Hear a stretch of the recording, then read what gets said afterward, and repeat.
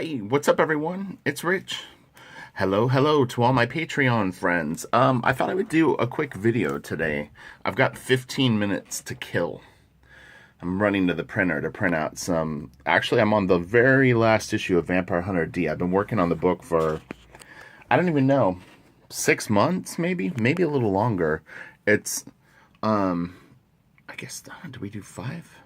We did like 5 oversized issues. None of them are out yet. It's, Ryan Benjamin got the job. It was a Kickstarter project that a movie company had gotten the rights to Vampire Hunter D, and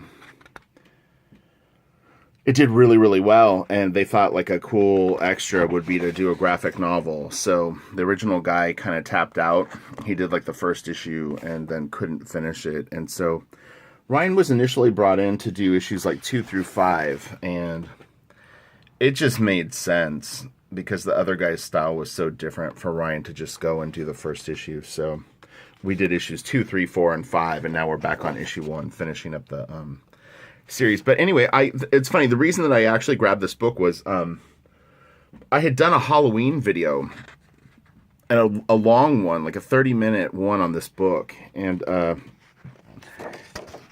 just the conversation kind of drifted a little bit too much, and my concern when I share other artists' art and I don't talk about them is you get people that just like a drive-by viewer.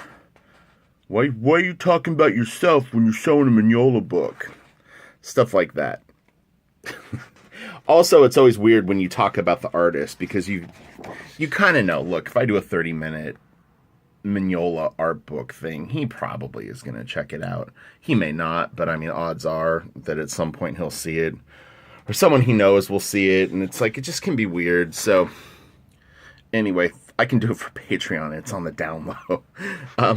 This book is great, though. This is from IDW, and it's The Amazing Screw-On Head and Other Curious Objects. I mean, Mike is a real favorite of mine. He's I don't even know if I would call it like a guilty pleasure, but his work is just really fun looking.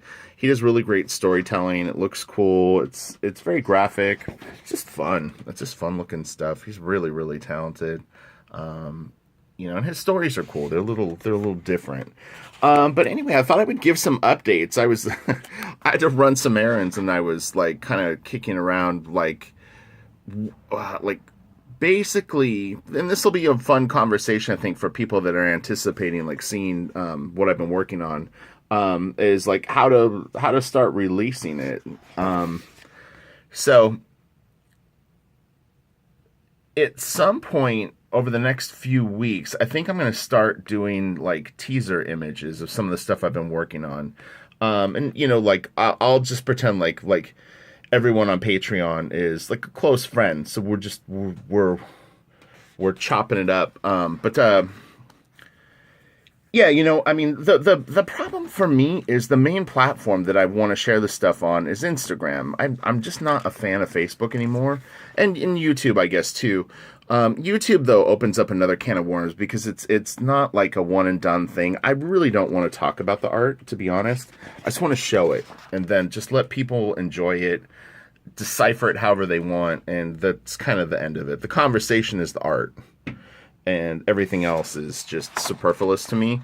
Instagram sucks because it's so small. I hate the little fucking square box. Sorry, I don't mean to curse, but it's just not a great format for especially showing sequential pages. It's like, the reality is everything's bite size on Instagram. It's these small little square images, and you want to knockout punch with them, trying to show like a sequential page or panels and stuff like that. I mean, it can work, but anyway, but it's I wish that there was a median between like Facebook size and Instagram impact. But I mean, I'm not hating on Facebook because there's a lot of really great people over there. So I will post the stuff on Facebook. I may start a blog. I kind of think blogs are like, it's like putting stuff in your backyard, though. Most people aren't going to go around back and check it out. I think the work will definitely strike interest, though, putting it all into this stuff. So it's like, I'm not messing around. This is like, it's, I just, I look at it as it's do or die, basically. And I ain't gonna die. So, you know, it's really, really interesting. So I'm writing and drawing the thing. I'm not going to talk about what it is yet, what project it is. I have a lot of creator-owned ideas. Some are more fleshed out than others, but I mean, I'm sitting on like, I don't even know, somewhere between like 15 and probably 22 books that I could do. And some are pretty refined ideas, and some aren't. So I picked one a month or two ago that I just kept circling back to it, and it's to me it's the best one. It has never, since I've made it up, which was a decent while back, it's never not been a cool idea. Like, it's never aged poorly. Some stuff that you come up with is timely. Like, I remember a project that they were doing through Wildstorm, and the penciler took like years on it.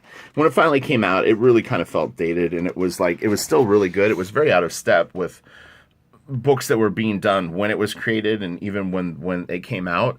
But it just never really, it didn't find its footing.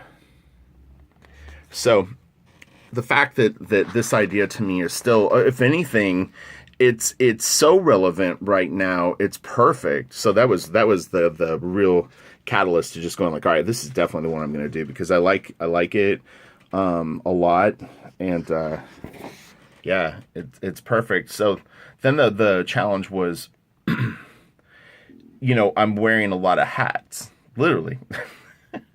I'm actually not wearing a hat right now as I'm filming this video. But since I'm writing it and penciling it, obviously I'm probably going to ink it, and what you're doing is you're just basically stacking more and more time on each task you take on is more time you're going to spend on the art.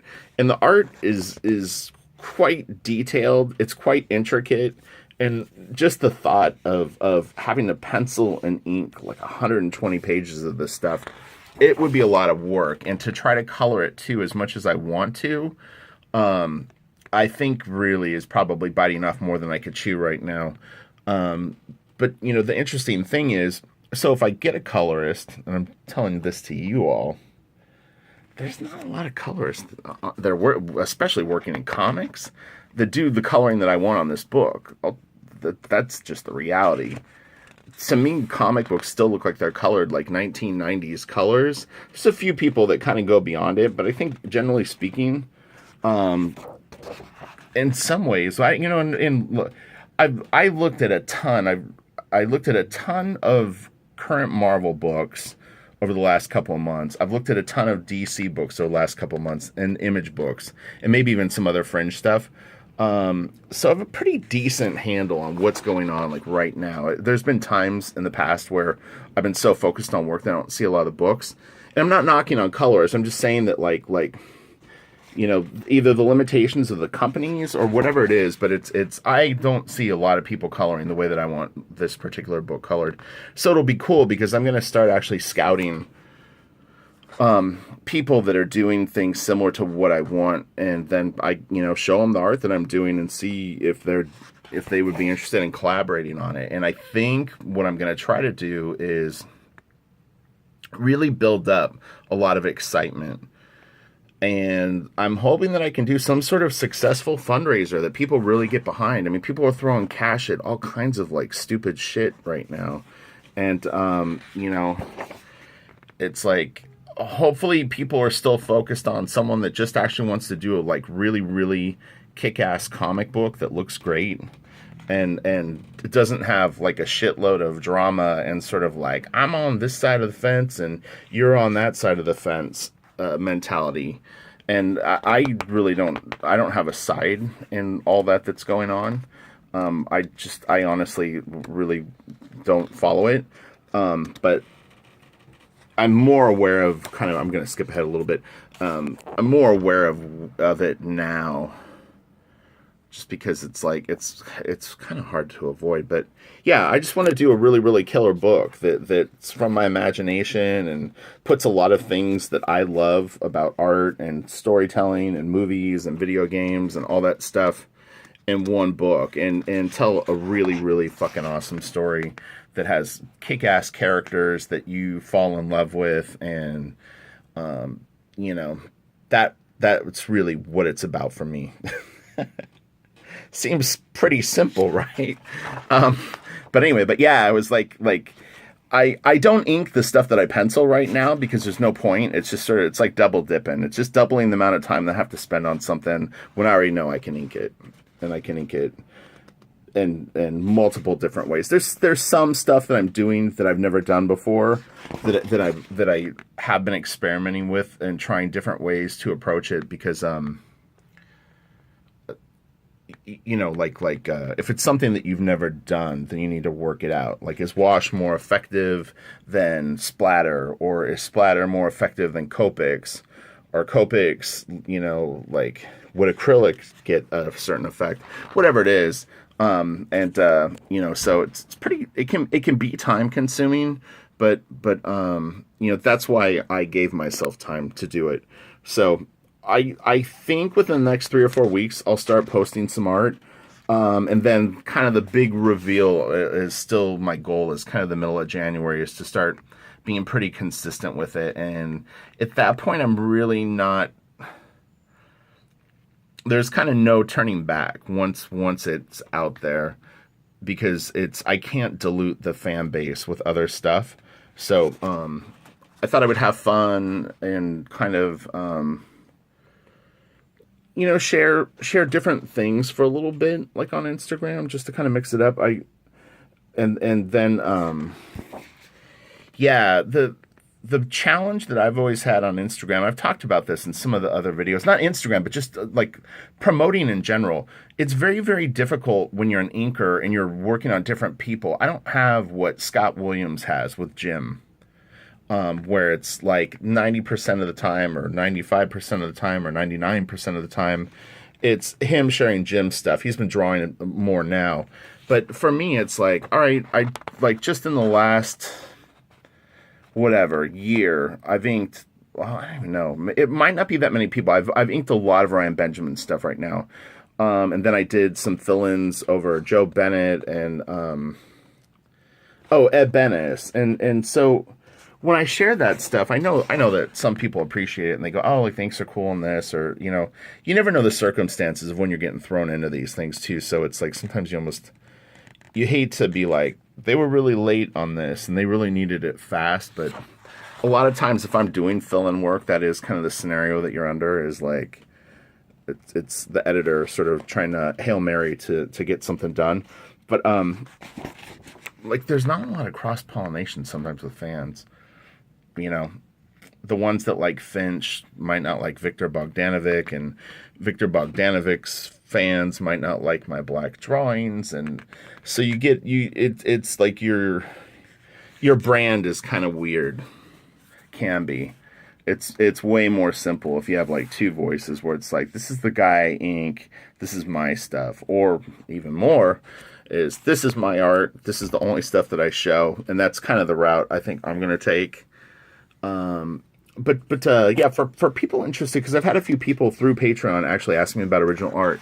I have a comic art fans gallery. You could Google it if you they kind of clump it all together as comic art fans, one word. And then if you put Richard Friend, you can find my gallery.